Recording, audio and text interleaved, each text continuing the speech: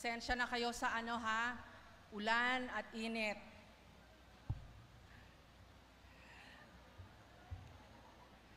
Chairperson of the Board of Regents and CHED Shirley Agrupis, UP President Angelo Jimenez, the Board of Regents, Chancellor Edgardo Carlo Vistan II, fellow alumni, Ivan, lahat ng mga teacher, Kara, mag-aaral at personnel ng UP, graduates, parents, good morning po!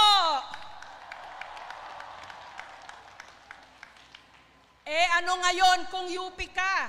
Tandang-tanda ko pa. Ang pambungad sa akin ang aking cameraman nung bago pa lang akong reporter.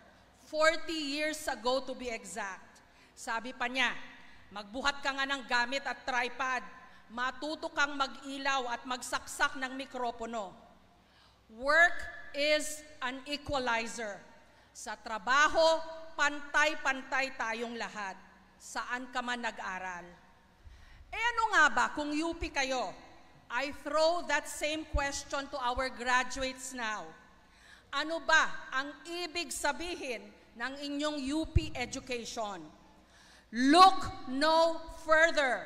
The answer is right here in the community within and around the campus. Hindi vacuum ang UP at mas lalong hindi ito ivory tower. Hindi mahirap i-connect ang ating mga pinag-aralan sa mga realidad ng buhay. Dahil katabi lang ng ating academic buildings o tambayan, ang mga tahanan at munting negosyo ng mga naghahanap buhay dito. Yung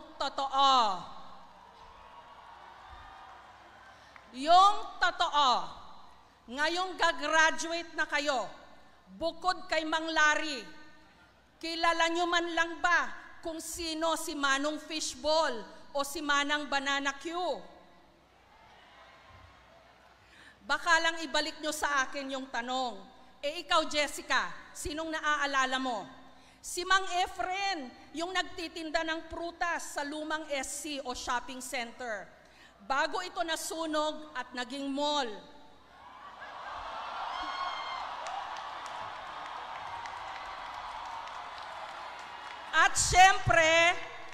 At syempre, walang nagdaan sa IMC o CMC o sa shout out o sa Institute o College of Mass Communications o Communication noong time namin na hindi minahal si Aling Suming.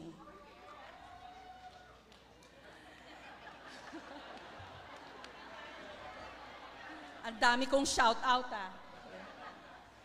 Napakahirap pong sumulat ng speech, lalo na para sa university graduation ng UP Diliman. Para akong gumawa ulit ng thesis, kaya kinailangan ko rin ng advisor. Ang dati kong kasama sa GMA na si Jobart Bartolome ng UP Psychology Department at ng CMC o ng College of Media and Communication na ngayon. At ayon sa readings o mga babasahin na ibinigay niya tungkol sa mga konsepto ng loob at kapwa ni shout out ulit ni Dr. Virgilio Enriquez at ng iba pang mga pag-aaral tungkol sa psikolohiyang Pilipino. Shout out! Ang sense of self nating mga Pilipino naiiba sa kanluranin o Western concept. Ang loob ay kasama ng kapwa, hindi hiwalay, katulad ng kagandahan ng loob. Kapag sinabing maganda o mabuti ang iyong loob, ibig sabihin, ganun ka rin sa iyong kapwa. Hindi mo pwedeng sabihing maganda o mabuti ang iyong loob kung hindi mo naman pinagmamalasakitan ang iyong kapwa. Konektado o magkaugnay ang loob at kapwa. Parang UP, kadugtong ng komunidad o lipunan. Ramdam ang bawat kibot o sigalot nito. Siguro medyo aligned dito yung sinabi ng kaibigan kong doktor na ang reseta o prescription for happiness is to stop thinking about yourself, to get out of yourself and help others.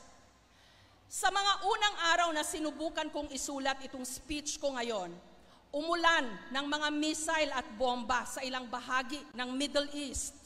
Kaya napaisip ako, sa takbo ng mga pangyayari ngayon sa mundo at kahit sa ating bansa, paano ko kaya kayo mabibigyan ng inspirasyon sa simula ng inyong professional life? Hanggang naalala ko, nakasama kayo sa mga batch na sinubok ng pandemic. Zoom ang naging classroom kahit nung meron ng hybrid classes. Sabi ng COMELEC, marami sa inyo ang bumoto sa katatapos na eleksyon. Bagamat hindi pa masabi kung meron na bang matatawag na youth vote ang Pilipinas. Gayunman, you guys made the difference. You were significant influencers. You are inspiring.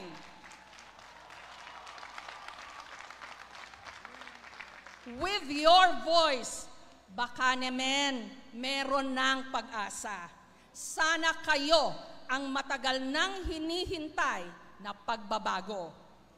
Swerte rin palang inyong batch dahil sa pandemic, hindi na kayo ni-require na mag-upcut. Otherwise, the data is daunting.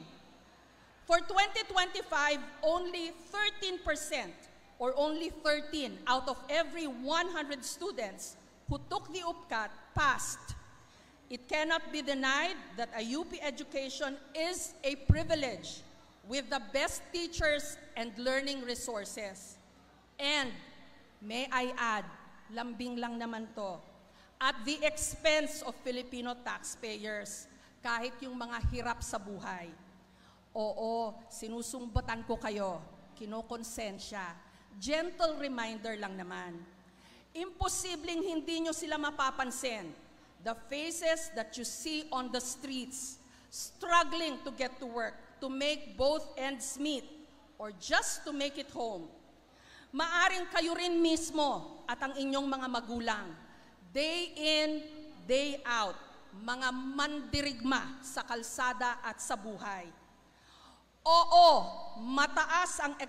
mataas ang expectation sa bawat isa sa inyo. Hindi para kayo'y mag-feeling entitled o superior, but to be humble and thankful. UP kayo, huwag maging mayabang. Magpasalamat, maging mapagkumbaba, stay grounded. Hindi tayo na iba o nakaangat, kundi kaisa ng komunidad at ng lipunan. Trite but very apt sabihin, literally and figuratively, UP Diliman is a breath of fresh air. From my own experience, there is always a thing or two that inspires here. Kung hindi ang mga sunflower that bloom just in time for the graduation, it's the husband and wife who feed stray dogs sa likod po ng mga tindahan ng prutas sa may CP Garcia. Or some students near Project NOAA who feed stray cats naman. Or the families that picnic in the grass during weekends. Pag may trabaho na kayo, dalawin niyo pa rin sana ang campus. Tinanong ko si Vice Chancellor for Community Affairs, Jerwin Agpawa, kung bakit ako ang napili niyong maging speaker sa inyong graduation. Kung ang hanap niyo kasi ay inspirasyon, kaming mga journalist siguro ang pinaka-least inspiring. Madalas nga, bad news o mga malungkot na kwento ang hatid namin. Kasi raw, interesado kayo sa aking mga balita at kwento, na sa akin namang palagay, pwede nyo nga rin kapulutan ng aral. Heto na ang storytelling 101. Before March of 1989, chika o kwento sa akin ng isang enlisted man o sundalo sa press office ng Camp Aguinaldo na meron palang lugar sa karagatan ng Palawan na tinatawag na Spratly Islands. Siyempre, alam nyo na rin yun ngayon. Pero noon, kaunti pa lang ho ang nakakaalam at wala pang Google o ChatGPT. Ayon kay Sarge, hindi ko na po siya papangalanan, itinapon siya sa Spratlys bilang parusa nung siya'y nag-misbehave. Those were his own words. Iba na ho yata ang patakaran ngayon ng militar. Sumakay kami sa maliit na eroplano ng Philippine Air Force kasama ng mga tiga-COMELEC na mga ngasiwa ng pagboto roon ng mga sundalo. Kaso hindi nakita ng aming mga piloto yung isla ng Pag-asa. Pagbalik namin ng Puerto Princesa City, na-drift, yun po yung ginamit na term, daw kami. Sa madaling salita, nalihis ang daan sa ere o nawala. Ang problema, wala pang modernong navigational device ang eroplano at halos na ubusan na rin ito ng gasolina. Akala po namin, katapusan na namin, kaya nag-iyakan na kami at nagdasal. Pero ang bait talaga ni Lord o masama kaming mga damo. Dahil out of the blue, may nakita kaming isla with an airstrip. Nakaligtas kami. Pero dahil wala pa noong cellphones at satellite phones, medyo natagalan bago yun nalaman sa Manila. Kaya ipinagdasal na raw kami at inihanda na rin ang aming obituaries. Ang headlines nga ng dyaryo nung nakabalik kami, Jessica, back from the dead. We live to tell the story. Nakapunta rin naman po ako ng ilang beses sa Spratlys na hanggang ngayon nga'y hot issue. Moral of the story, bukod sa may value ang pakikipagmarites ko sa isang sundalo, relationships are important. Your lives will be richer if you include people who are not like you. Reach out to more people. Get out of your own circles or silos and echo chambers. Sa panahon ngayon na lahat tayo meron ng boses na pwede pang i-amplify o palakasin sa pamagitan ng social media, kailangan din nating makinig and listen well. Magugulat kayo sa mga pwede nyong malaman. Sa mga papasok sa negosyo o mga kumpanyang naglalako ng produkto o serbisyo, that's your marketing research. Sa mga gustong sumikat dyan, kaway-kaway, mga content creator. Uy, kaunti lang. Those are your followers or fan base. Sa amin sa media, it's knowing our audience or demographics. Sa ibang mga propesyon, it's knowing your customers or clients and their wants and needs. They are the people you will serve. Matuto tayong makibagay at makisalamuha, makipagkapwa. Again, loob at kapwa, UP at ang komunidad o lipunan. We are the equation. Kailangan magkasama. Minsan may tumawag sa akin na Calamity Jess. Puro raw kasi kalamidad o gulo ang aking mga coverage. Maligalig rin po kasi masyado ang bansa noon, from coup attempts in the mid-80s to the 90s, the most tragic calamities and disasters.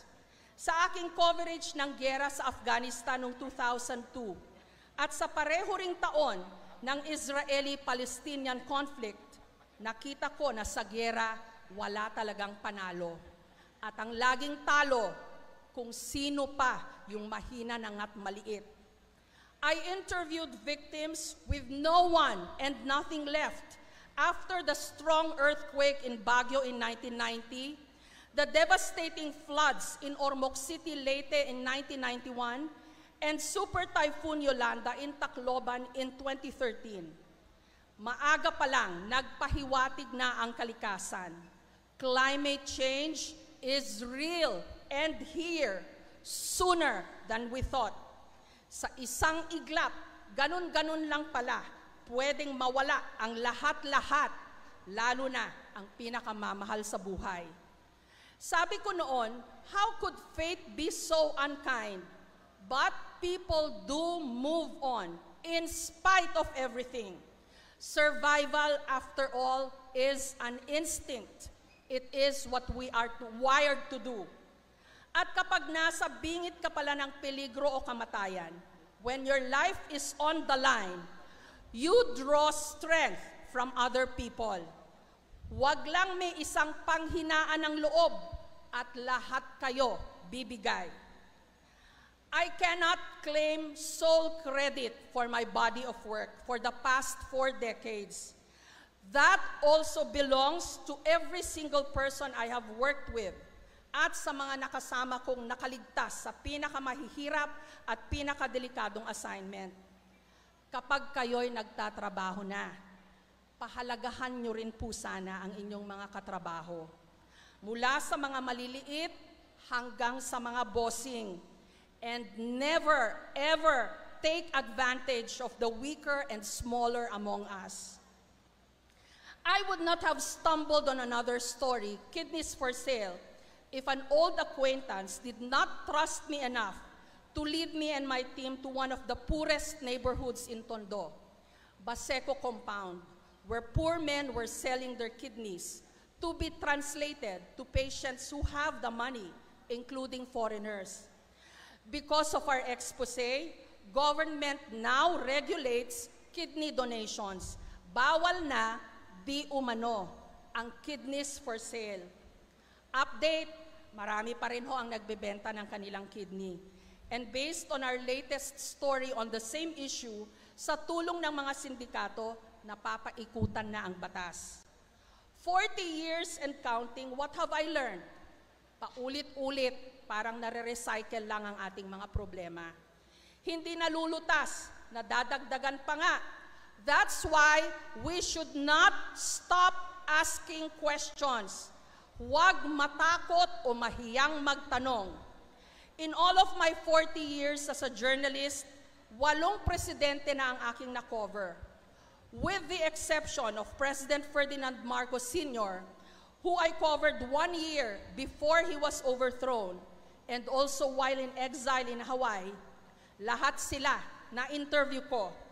Yun lang, naranasan ko ring ma-walk-outan, mapahiya, mapagalitan, madabugan, at mabash. Please don't get me wrong. I'm lucky to have been given access to power and a chance to ask our leaders the hard questions na tinatanong din ng bayan. Kayo rin, huwag kayong titigil na magtanong. Dumami raw ang mga bilyonaryo at milyonaryo sa Pilipinas. Pero bakit marami pa rin ang mga mahihirap? At malawak ang agwat sa pagitan nila sa mga mayayaman. Mahirap nga ba talaga ang Pilipinas? Gayong limpak-limpak ang nananakaw ng korupsyon. 20% of the national budget according to estimates. And that easily translates into billions or worse, trillions. Isa pang tanong, ang mga magkakaapelyido sa mga billboard o tarpaulin sa kampanya,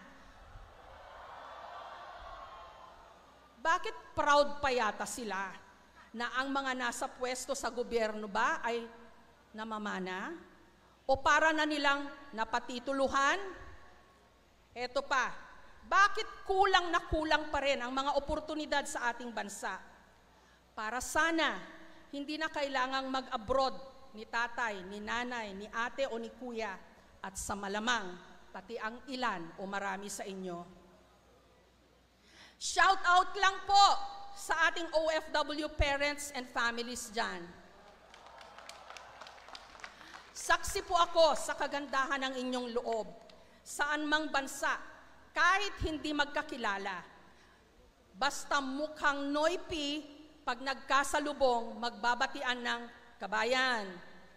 At alam nyo ho, tuwing meron kaming ifini-feature sa aming programa ng mga nangangailangan, ang dakilang mga OFW o Global Pinoys ang nangungunang magbigay ng tulong. Kaya, i-KMJS natin yan! Gusto nyo ulitin? Okay. Kaya, i-KMJS natin yan! Yay! Mabiyayaan man kayo, sana all, ng komportabling buhay balang araw. Magtanong pa rin sa iba o para sa iba, lalo na ang mga nangangailangan. Hindi ba't kung hindi ngayon, kailan? Kung hindi tayo, sino? Be disruptors for good. The status quo is not okay. The system is broken. We need to keep asking the hard questions. Kung libre namang mangarap, dapat malaya rin tayong makapagtanong. Hindi ba? Wala na po yung mga nagpo-protesta tuwing graduation. Inaantay ko kayo, yun na yung cue nyo. Sayang.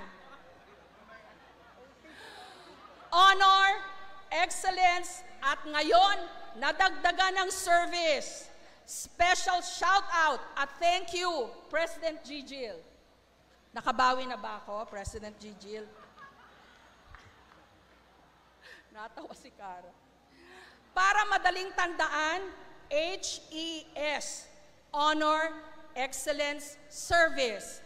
Pwede rin namang SHE.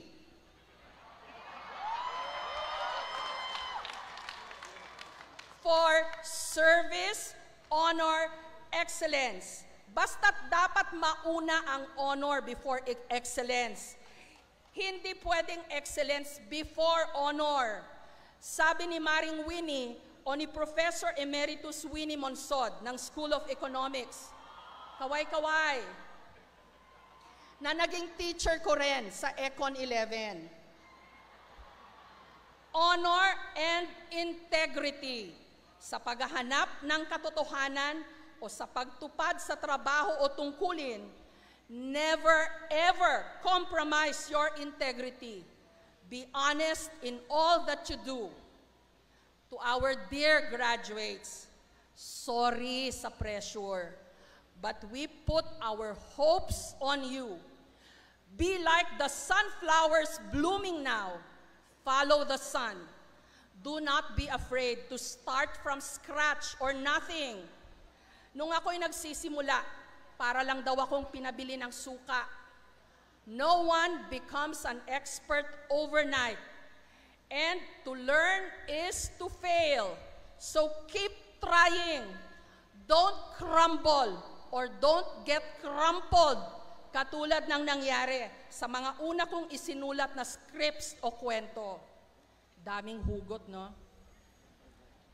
Sabi po nila, fragile daw kayong mga Gen Z. Sabi ko naman, woke sila, connected 24/7. Sigurado ako, they know more than us. You have the skills, the tools, and the technology. Use those for good. But yes, toughen up. Persevere and endure. Grit, maging matatag. Walang madali, pero wala ring imposible sa buhay. Like many of you, my journey to UP was not easy. Hindi bet ng tatay ko nung una dahil, ay, nagtangkan ti ulo na. That's Ilocano for napakatigas daw po ng ulo ko. When apo. For a big part of my life, I felt shortchanged, having lost my mom to cancer when I was only 8 years old. But my work taught me that life is too fleeting and much too precious to dwell on what I don't have. And when I look back at where I came from, a small town girl who didn't have much, UP was a level playing field. I hope the university will continue giving students from the provinces and also public schools chances to qualify.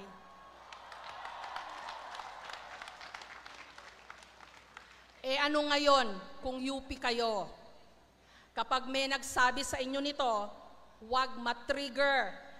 Don't take it as an insult or a shade, but a gentle nudge, challenge, or reminder na yes, UP tayo. What a blessing, but it is also a responsibility. Maging karapat-dapat na iskolar ng bayan. It is my honor and privilege to speak and be with you today. Congratulations, graduates and parents. Go rock the world!